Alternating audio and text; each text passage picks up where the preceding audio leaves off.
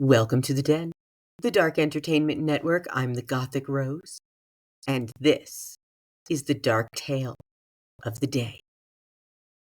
Let me take this moment to reintroduce myself. I am the Gothic Rose, hostess of the Dark Entertainment Network. This is a channel where the news meets conspiracy theories and makes babies in my brain, and it comes out my mouth. I do this because I enjoy it. If you like this type of content, please follow along, because I'm not going to stop.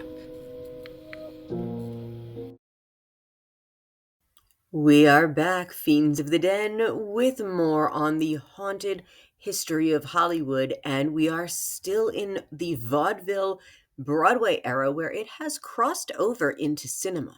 But today I have to talk about one of my favorites, the sister of Baby June, and that is the incomparable Gypsy Rose Lee. Vaudeville, popular from the late 1800s until the early 1930s, was host to so many different kinds of entertainment, including plays, musicals, dance acts, pet acts, magicians, anything you can think of. And of course, we had the phenomenon of Baby June. But later on in life, there was her sister, Gypsy Rose Lee. Gypsy Rose Lee and her sister worked the vaudeville circuit under the direction and very oppressive control of their mother. This is Rose Thompson Havoc, who gave that famous line that you hear in the musical Gypsy, "Sing out, Louise." And of course, Baby June, the darling sweetheart of vaudeville, who at 2 years old was dancing on point, she felt very overshadowed by Gypsy's memoir and the musical, although she did end up supporting her at the show. The incomparable Gypsy Rose Lee, born Rose Louise Havoc on January 8th, 1911. She was a celebrated burlesque entertainer, actress, and author, gaining fame for her witty and elegant striptease performances, which emphasized humor and sophistication, and of course, the art of the tease over the typical bump and grind style. She was very classy on stage. She was very beautiful. She knew how to hold herself. But she grew up watching her younger sister, Baby June, in the sidelines of the theaters of vaudeville. And her life story is just fascinating. It's a mix of ambition and resilience. And of course, it's not without controversy. So in 1957, she publishes Gypsy, a memoir which chronicles her journey from this challenging childhood to becoming a burlesque icon. The memoir inspired the Broadway musical Gypsy, which came out in 1959 and remains a classic. Now, Gypsy Rose Lee's her early life was marked by, a tumultuous relationship with her domineering stage mother. Like I have said, Kris Jenner has nothing on Rose Thompson Havoc. And of course, the sibling rivalry with her sister and actress June Havoc, known as Baby June. The musical Gypsy has such numbers as "Let Me Entertain You" and "Everything's Coming Up Roses," and it tells the story of how Louise felt pushed into the background. And suddenly, her sister, June, who had eloped at the age of 13, wasn't around and was not going to perform anymore. So Rose Havoc needed some money, so she throws Gypsy on stage. They say, "What's her name?" She says, "Gypsy Rose Louise." And the announcer mishears her and says, "Gypsy Rose Lee." And out walks Louise with her hair done, in a beautiful dress, with her gloves on, and you can hardly hear her sing. And like I mentioned earlier, you hear Rose Havoc yell from backstage, "Sing out, Louise." to which she does, and she removes a glove and walks off stage. And that was all she did, and the audience went crazy over her. But her life in this musical caused some real havoc. Pun intended, because as we know, her sister June was unhappy with not just the portrayal of June herself as not the main character, and we know who grew up being the main character by just, that sentiment right there, but she didn't like the way that their mother Rose was portrayed as a very domineering woman, even though, like I said, we know baby June, or dainty June at the time, ran off at 13 to elope. Besides the 1959 musical Gypsy, there was the 1962 film Gypsy, and Rosalind Russell played Rose Havoc, or Mama Rose. Natalie Wood was Louise Havoc, Gypsy Rose Lee, and Carl Madden was Herbie Summers. So there's also the 1993 film Gypsy, starring Bette Midler, and this film won a Golden Globe and an Emmy.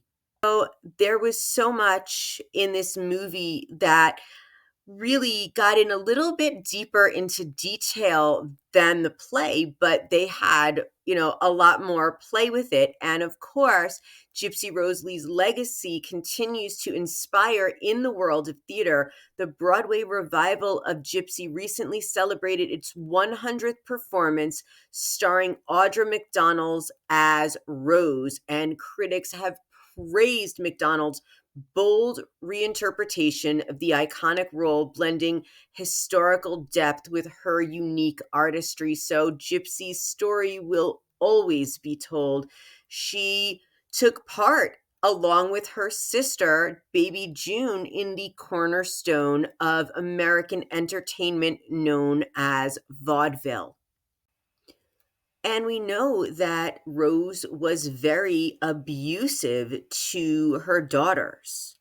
So there is just a lot of sadness surrounding Louise Havoc's life until she became Gypsy Rose Lee. She was a groundbreaking performer, and she reinvented herself and became a respected author and actress. If you want to know more about Gypsy Rose Lee and read deeper into her life on your own, you can read Gypsy, a memoir by Gypsy herself. This is her autobiography.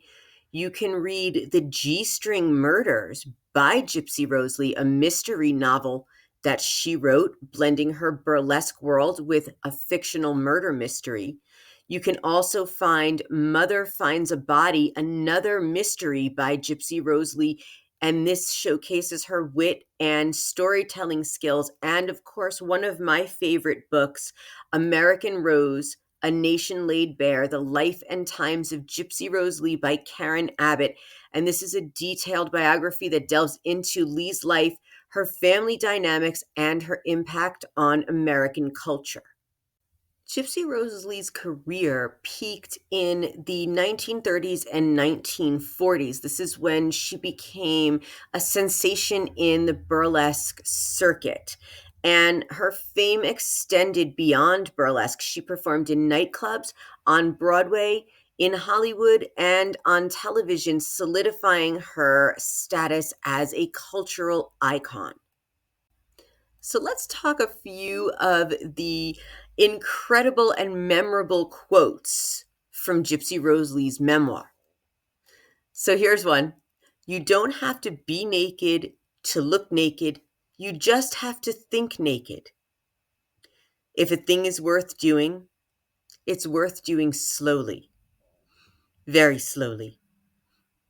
Men aren't attracted to me by my mind. They're attracted by what I don't mind. I have everything I had 20 years ago, only it's a little bit lower. She was just full of wit and charm. And of course, when we talk about the book American Rose, it delves into how Gypsy Rose Lee crafted a public persona that contrasted with her incredibly tumultuous private life.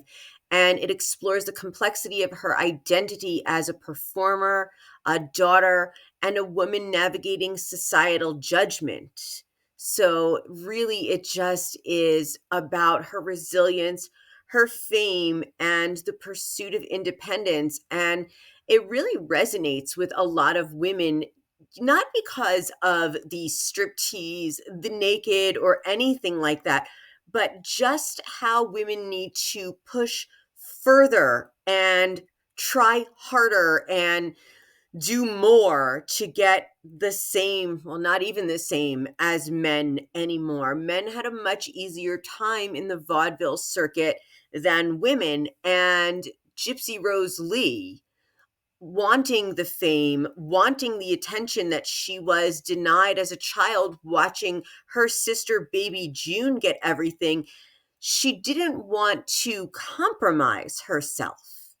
So she used her wit and her wile to make people think that she was doing something so incredibly, what would you call it? Unorthodox?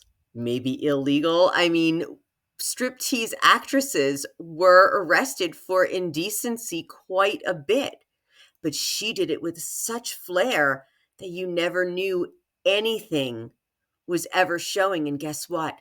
It wasn't. Gypsy Rose Lee had a specific way of making a merkin look completely nude, but you couldn't see anything, and she never revealed her secret to anyone. But to her credit, Gypsy Rose Lee was never arrested for indecency because she never did anything indecent.